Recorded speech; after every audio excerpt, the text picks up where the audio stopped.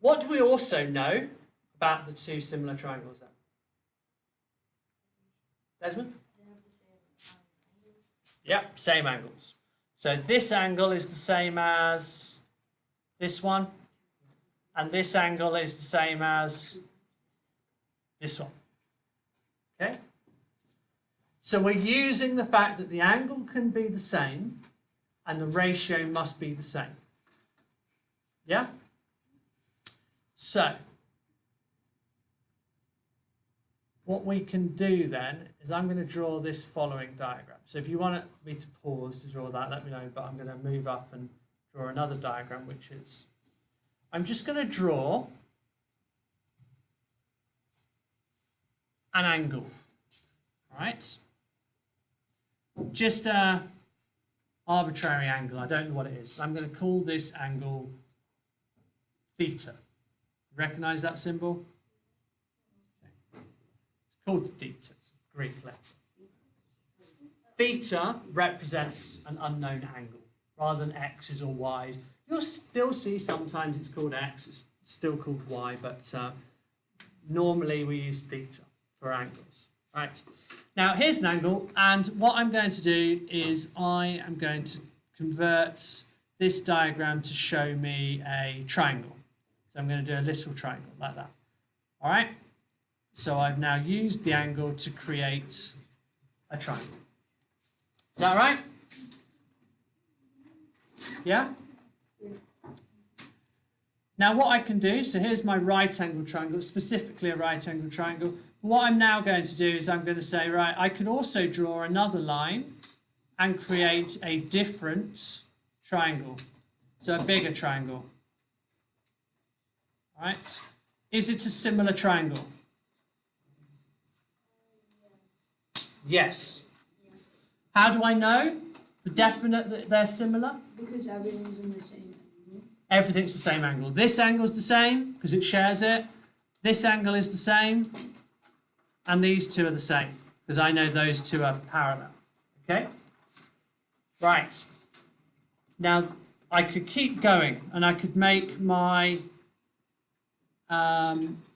triangle bigger and bigger.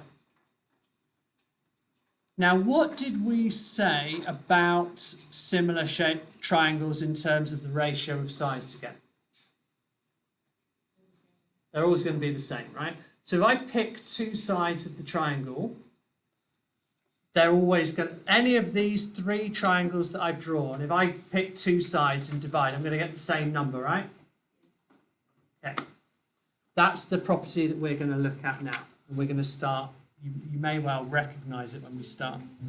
So looking at these triangles, if this is the angle that I started with, this is the one I'm referring to, I am going to call this side of the triangle, well, do you know what it's called, the right angle triangle? The longest side is called the hypotenuse. Okay. This side, all three of those would be given a name, would be called the opposite side. Any ideas why?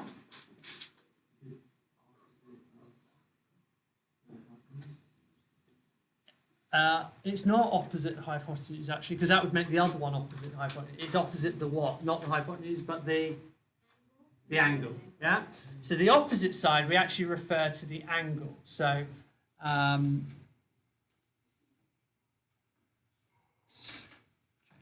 so if we look at this angle and we look opposite it, that's what we're saying. Okay.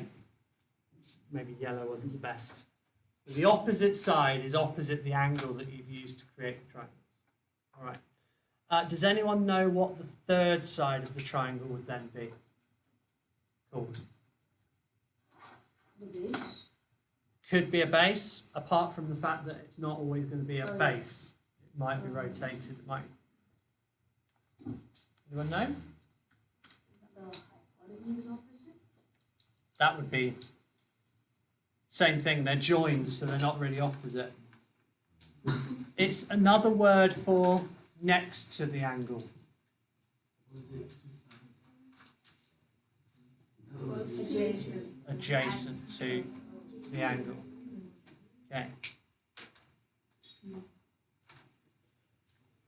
All right. Yes. Good question, and the answer is no. Well, it depends entirely. Now, you might then say, if we know the hypotenuse is in a right angle triangle, and the hypotenuse is always opposite the right angle, okay?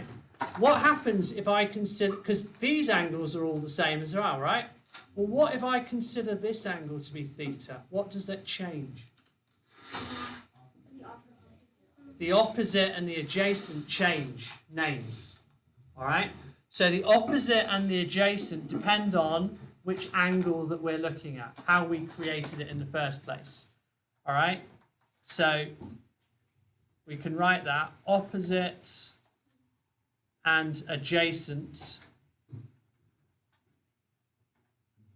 can change depending on which angle you refer to. All right. The hypotenuse, how can we state a rule for the hypotenuse again? Opposite the right.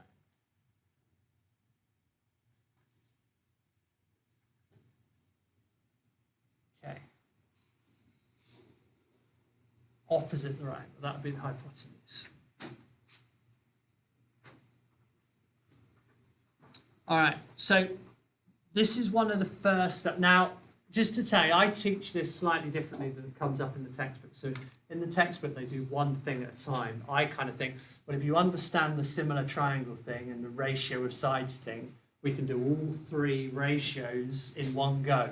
And you just pick the one you want to use, right? Rather than trying to do one at a time and memorize which one. We should get the idea of ratios. So the first step, however, right, is to understand, you must be able to identify which side is the opposite side, which side is the adjacent side, and which side is the hypotenuse, depending on what situation you've got. So that's super important, getting them the right way, all right?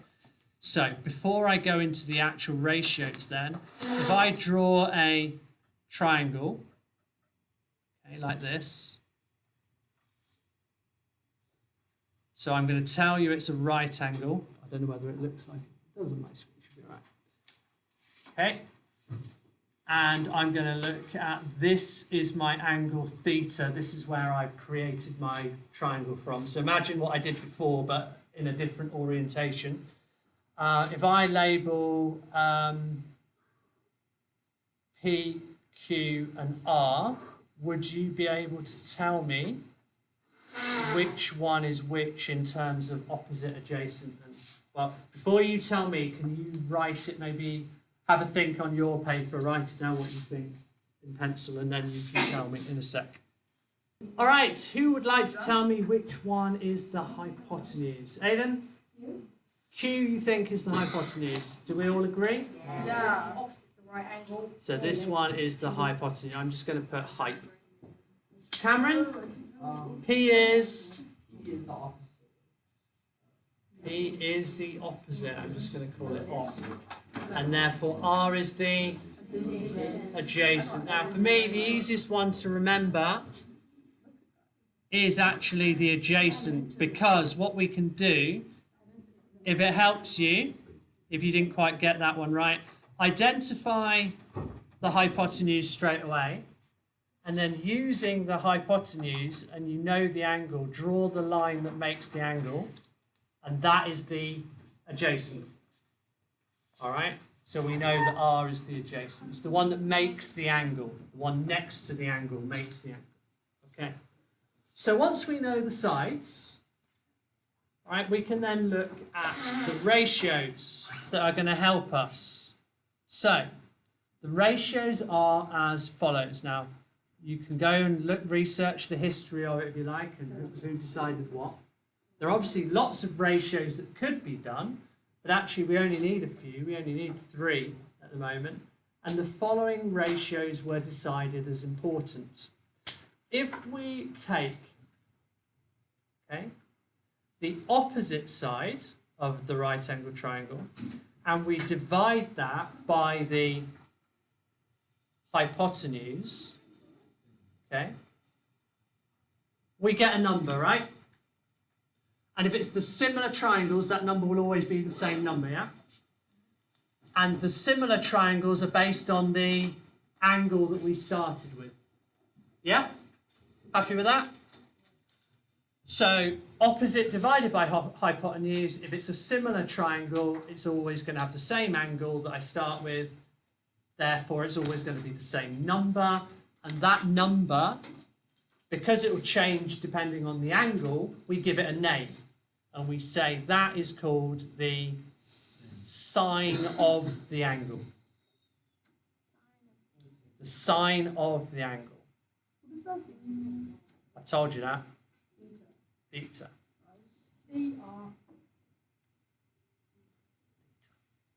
Sine of the, that's how we should say. Sine of, okay?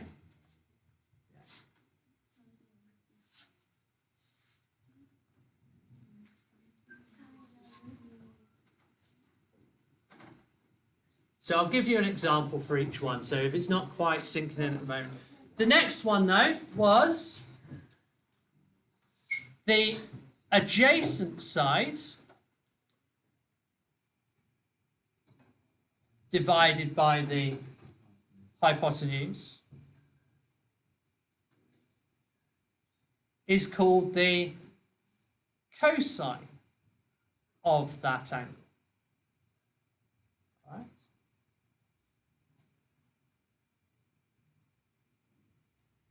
So it said cosine of the angle. And the final one is, well, we've done each side with the hypotenuse, so we now need to do the adjacent and the opposite. Yeah, we could do them the other way up, and that does happen, but once we've got these three down, then the rest are kind of just same sort of thing. So what we do is we then look at the opposite divided by the adjacent is equal to the tangent of the angle theta. All right?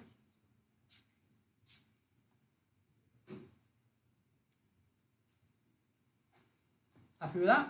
Yep.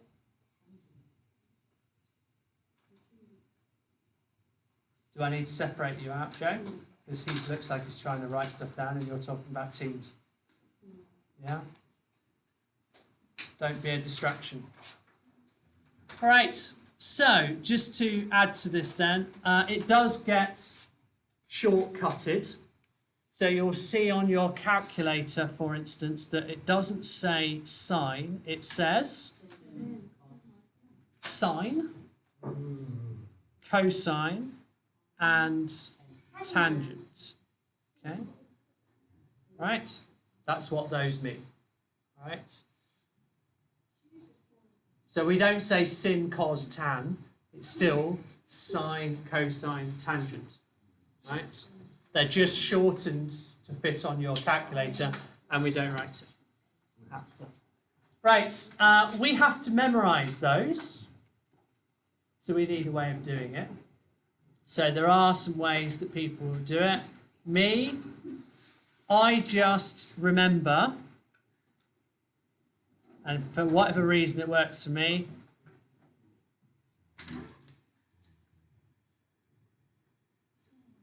Sokotoa. And for me, the reason why I remember Sokotoa is because it sounds like Krakatoa, the volcano. I don't know whether that means anything to you or not. All right? However you want to do it, Sokotoa. All right? I know it's going to be broken up into my three ratios, and we've got SOH, helps me remember sine theta is opposite over hypotenuse, right? CAH is cosine of the theta is adjacent over hypotenuse, and TOA is tan of the angle is the opposite over the adjacent. I should write that to come to that. Okay?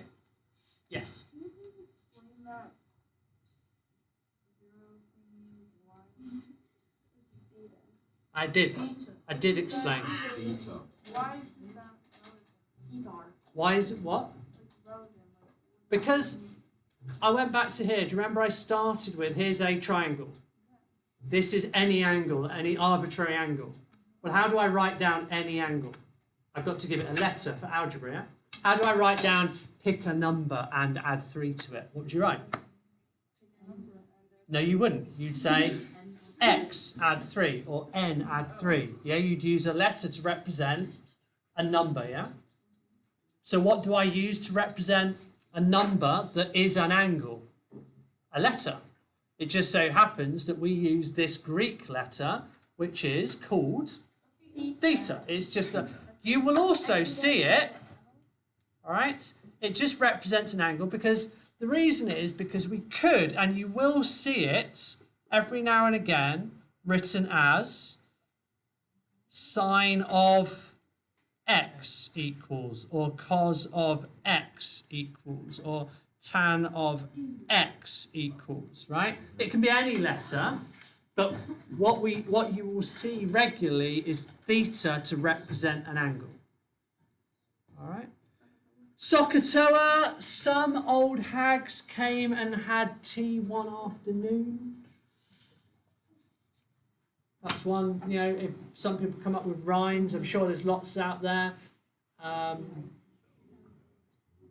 Sokotoa works for me, all right? Now, just to say, this topic lends itself particularly well to the ATL of communication and structuring your solution and being very organised in what you do. So those of you that do not like to write down things in full, right, you're going to hate this, okay? You might still get all your answers correct, but I am going to go through to start with, until you're really good at it, and to be honest, even I still do it so I can check my work with things like this. I'm going to show you a way that things should be done. All right? So what we're going to do now is we've got these ratios, and obviously what we're going to do is we're going to use them to solve for something on a triangle. Okay? Do you want to move? Because you obviously can't cope with being next to me. Whatever the reason is. You can go and sit one step away from Owen and don't distract Owen. Okay. So, are you ready this? We're going to use these ratios now. So, draw yourself a right angle triangle, because this is all for right angle triangles, not at this stage for non-right angle triangles. Okay? I'm going to have an angle, I'm going to make an angle up. You give me an angle that could be. 43. 43. Okay. 43. Sounds like a West Ham fan. 43. All right. So the angle that we started with is 43 degrees. Okay. So what would the ratios of the sides be?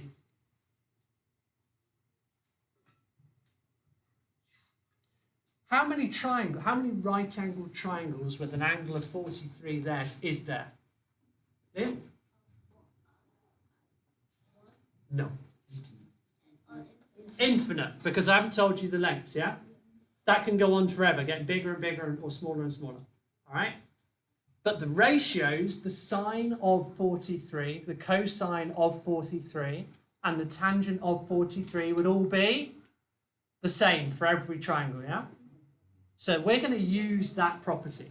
So I'm going to tell you that the hypotenuse is 17 centimetres. And I'm going to ask you to work out that side of the triangle. All right? I want to know what that is. Can I use Pythagoras' theorem? Why not?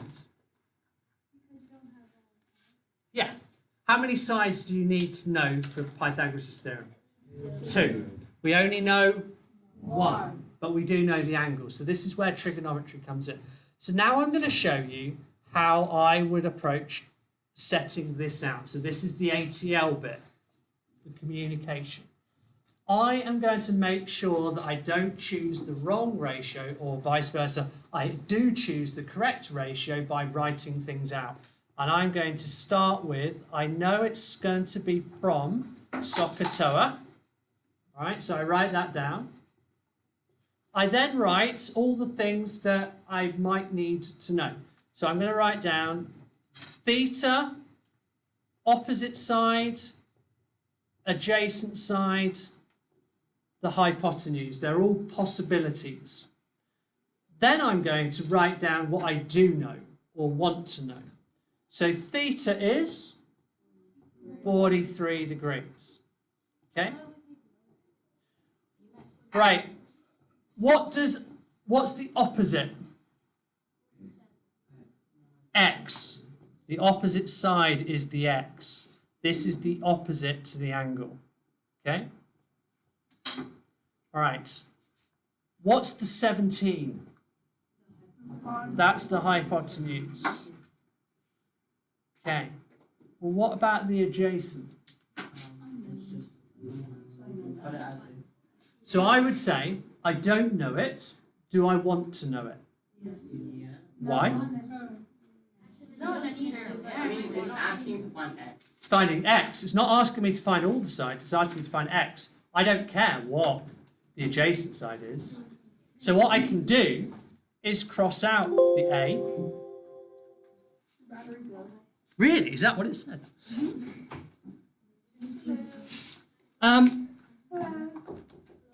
Hello.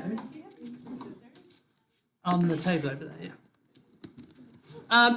I've crossed out the A because I don't know it and I don't need to know it.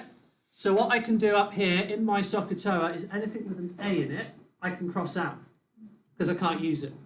So I can cross out the cosine one and I can cross out the tangent one. So then I'm left with SOH. So now I've chosen my ratio and now I can write that out.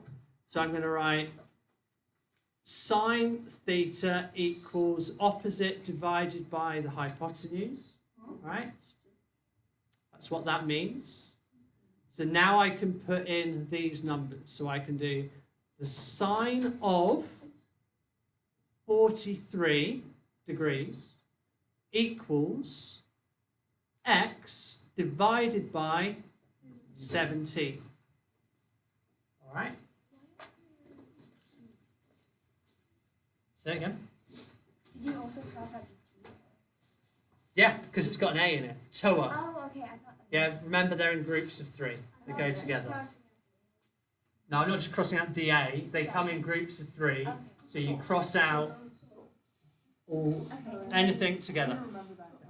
Cameron. Okay, now at this stage then, this is where we need our calculators, our proper calculators. But I can rearrange this. Now remember, sine of 43 is just a number. That's where a lot of people get confused. But what's sine mean? What does it's just a name for a number, right? The answer. Hang on, don't jump in. Because first off, what I want to know is what's the next rearrangement step?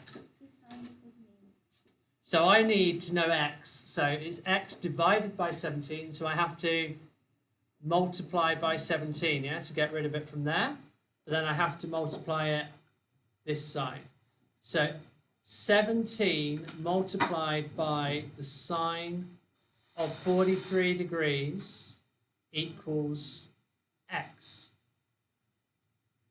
There's a couple of little errors that people do that I would like to talk about in a second, but let's get this on our calculator.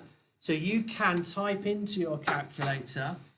All right, so I've got my, this one, all right, although that's not coming up very well. Come on. All right, so on your calculator then.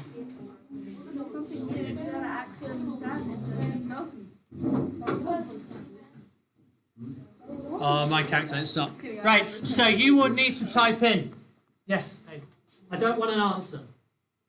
Right, I've not asked for an answer. Right, everyone on your calculator then. You all got your calculators, yeah? Yeah. This nice one. All right.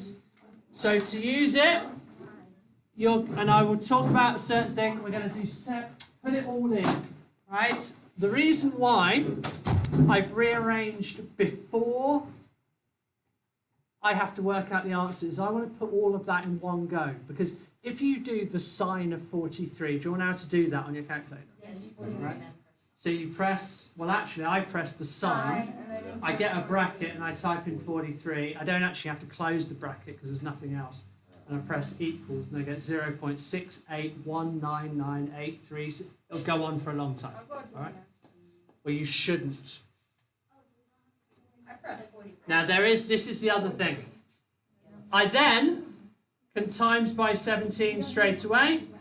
Please don't get into your own little... I know what's going wrong if you're getting a different answer. So just pay attention to me. Pay attention to me.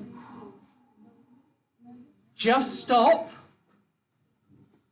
Right, I will explain. The answer is 11.59, yeah? So I'm going to round it to 11.6 centimetres. Right. Now, there will be issues. Potential. First of all, if you type in sine and you do 43, don't close the brackets, and then times 17, it will treat that as an angle. 43 times 17, you'll get the wrong answer. All right? So you either, this is why we write the 17 times first. You either do it first or you close your bracket. Now that could be one potential mistake. There is another. Okay, bear with me. All right? This is 43 what? Okay, are there any other ways of doing angles? For you, no. For other mathematicians, yes.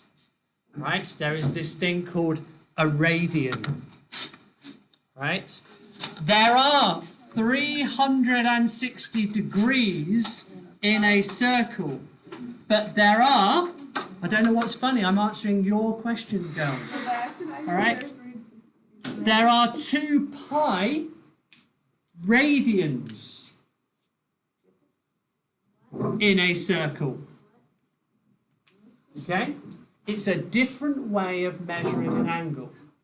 All right? Your calculator needs to know that the number that you put in for an angle, and that's why it only matters when we're doing trigonometry, sine, cosine, tangent, your calculator needs to know whether it's in degrees or radians. So if your calculator has a little symbol that says degree at the bottom, you're good. If your calculator has rad at the bottom, you're not good. If it has grad at the bottom, you're even more not good. Okay? So what you need to do is have it set to degrees. Now you have a button at the top, if you've got one like me, that says DRG. Degrees, radians, gradients. Press that, okay, and you'll get degrees, radians, and GRD. You need to make sure yours is set to DEG. I'm on radian. If you have got radians, your answer will be correct, but in terms of radians. So not what you want. All right? Because 43 radians is a completely different angle than 43 degrees. Degrees are small, radians are a bit bigger. Does anyone know roughly how many radians are in a circle as a decimal? Okay, because 2 lots of pi is 2 lots of 3.14. Yeah? So it's 6.3. Okay. How do you make it stay on degrees? Because I did this.